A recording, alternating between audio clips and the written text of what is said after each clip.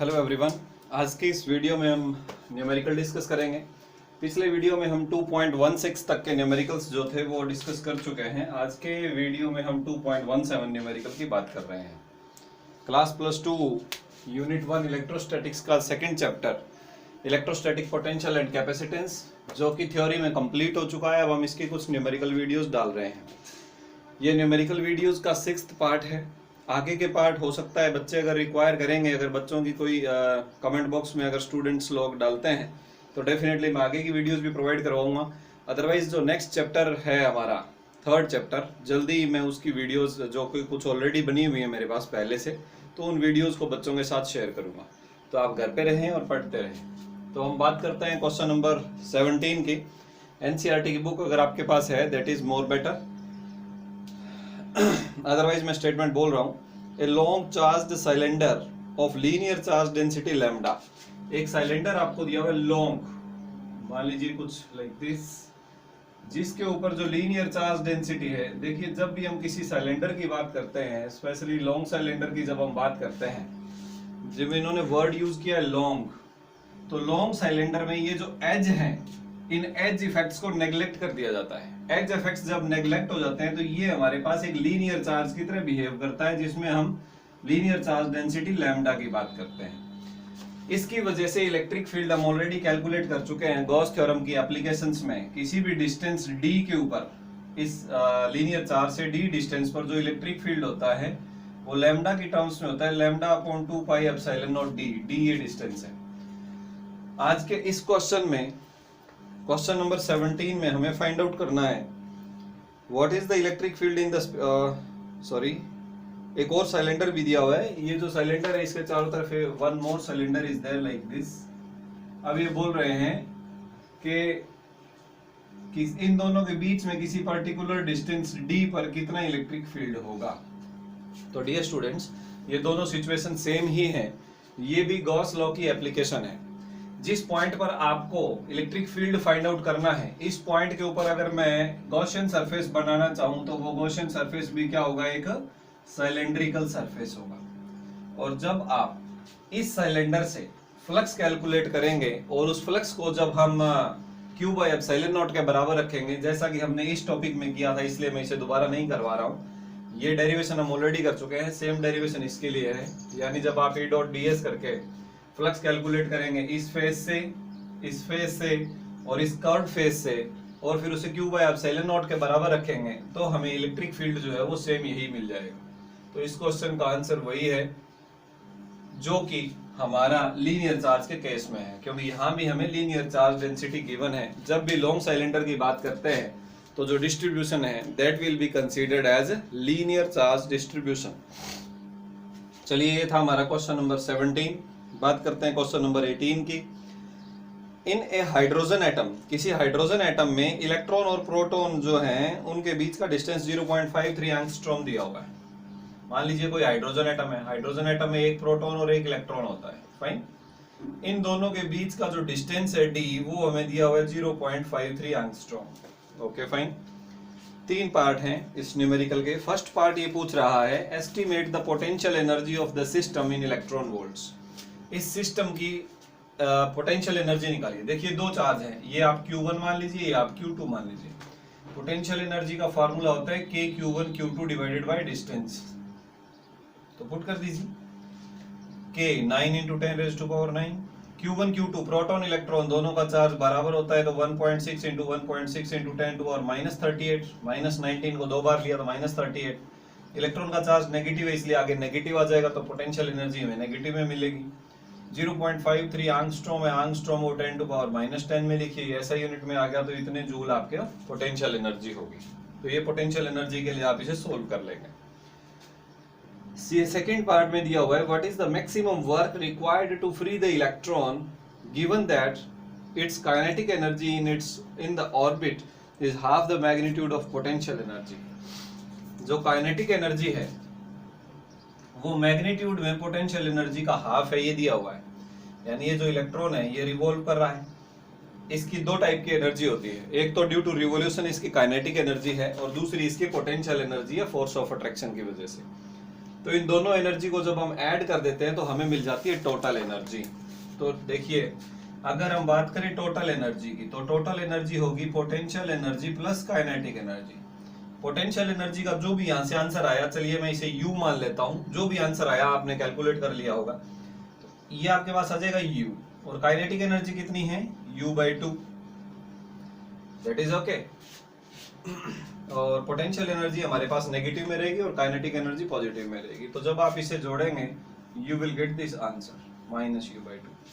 तो इतनी energy total energy है इलेक्ट्रॉन की, टोटल एनर्जी। तो उतना ही वर्क डन हमें करना पड़ेगा अगर हम इस इलेक्ट्रॉन को इस न्यूक्लियस के बॉन्डिंग से हटाना चाहते हैं या इस इलेक्ट्रॉन को यहाँ से निकालना चाहते हैं। यानी ये पूछ रहे हैं maximum amount of work done, what is the minimum work required to free the electron. अगर कितना इस इलेक्ट्रॉन को फ्री करने के लिए कितना वर्क करना पड़ेगा, उतना ही वर्क करना पड़ेगा जितनी टोटल एनर्जी से ये इलेक्ट्रॉन न्यूक्लियस से जुड़ा हुआ है। और टोटल एनर्जी बराबर होती है potential energy plus kinetic energy. तो जो काइनेटिक एनर्जी है वो मैग्नीट्यूड में पोटेंशियल एनर्जी का हाफ दी है, okay fine. But actually potential energy negative होती है, काइनेटिक पॉजिटिव होती है। तो इसे मैंने -U लिख लिया, इसे प्लस का U/2 लिख लिया, तो ये -U/2 एनर्जी इसकी बच गई। इतना ही वर्क डन करना पड़ेगा, इसका ऑपोजिट यानी +U/2 वर्क डन आपको करना पड़ेगा, प्लस का U/2 इतना वर्क डन करना पड़ेगा। ये आपके सेकंड पार्ट का आंसर हुआ। बात करते हैं थर्ड पार्ट की। What are the answer to A and B if the zero of the potential energy is taken at 1.06 angstrom separation? देखिए, जब भी हम पोटेंशियल एनर्जी की बात करते हैं, हमने शुरू में एक इस चैप्टर के शुरुआत में जो टॉपिक पढ़ा था चेंज इन पोटेंशियल एनर्जी, उसके लिए हमारे पास क्या फार्मूला था? That was Q/4 pi epsilon naught 1/r1 minus 1/r2 sorry Q1 Q2 by 4 pi epsilon naught 1/r1 minus 1/r2। ये चेंज इन पोटेंशियल एनर्जी का फार्मूला था। इसमें हमने क्या किया था, R1 को तो हमने इन्फिनिटी ले लिया और R2 को हमने R ले लिया। तो ये जो R1 को हम इन्फिनिटी लेते हैं, ये एक्चुअल में रेफरेंस पॉइंट होता है जहां पर जो पोटेंशियल एनर्जी का जीरो कंसीडर करते हैं।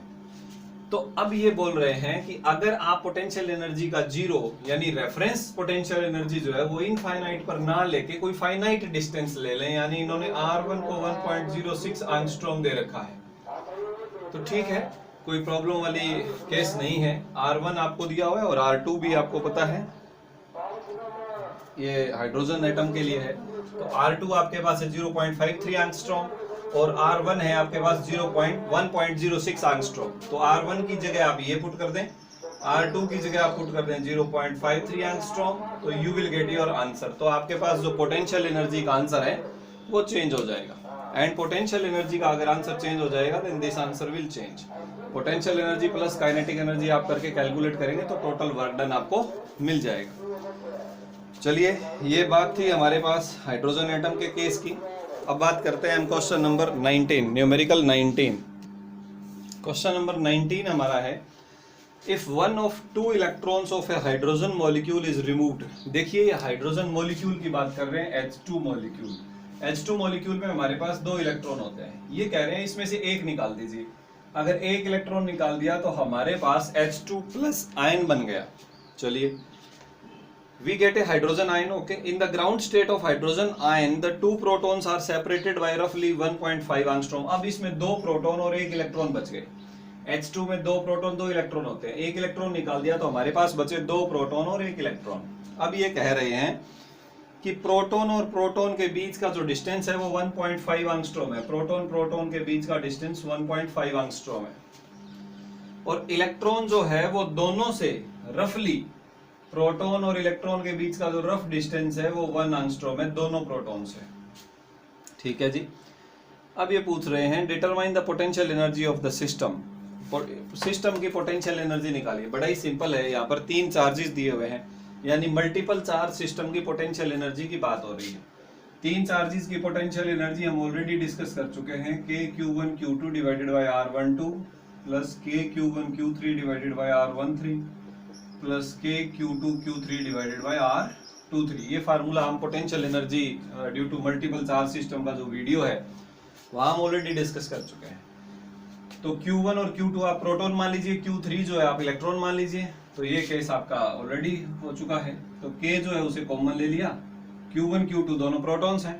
अब क्योंकि दोनों प्रोटॉन्स हैं तो इनका जो चार्ज है 1.6 इंटू 1.6 इंटू 10⁻38 और प्रोटॉन प्रोटॉन के बीच का डिस्टेंस 1.5 एंगस्ट्रॉम। एंगस्ट्रॉम की वैल्यू 10⁻10 मीटर्स में आ जाएगा। प्लस सिमिलरली ये आ जाएगा आपके पास 1.6 इंटू 1.6 इंटू 10⁻38 Q1 Q3, तो ये नेगेटिव आ जाएगा क्योंकि Q3 आपका इलेक्ट्रॉन है, Q1 आपका प्रोटॉन है, तो ये पॉजिटिव है ये नेगेटिव, तो यहाँ आ जाएगा नेगेटिव और ये आ जाएगा 1 एंगस्ट्रॉम। प्रोटॉन इलेक्ट्रॉन के बीच का distance 1 angstrom into 10⁻10 plus similarly ये प्रोटॉन है ये इलेक्ट्रॉन है, तो इतना ही आंसर ये आ जाएगा। तो इसको मैं 2 से मल्टीप्लाई कर देता हूँ।